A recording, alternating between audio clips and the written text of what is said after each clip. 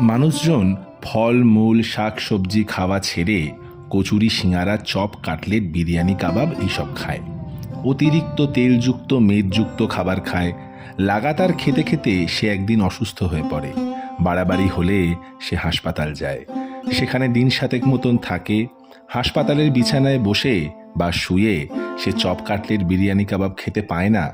সে শাকসবজি খায়, ফল খায়, ফলের রস খায়, যেগুলো নিয়ে আসে তার আত্মীয় স্বজন বন্ধু বান্ধব।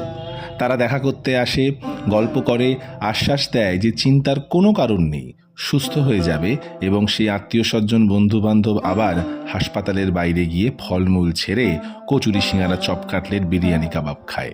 তারা আবার হাসপাতালে যায়, সেখানে গিয়ে কচুরি সিঙাড়া চপ কাটলেট বিরিয়ানি কাবাব খেতে পায় না। সেখানে গিয়ে তারা ফল খায়, শাকসবজি খায়, যেগুলো নিয়ে আসে তার বন্ধু বান্ধব এবং আত্মীয় স্বজন। এবং এইভাবেই এগুলো গোল গোল করে ঘুরতে থাকে।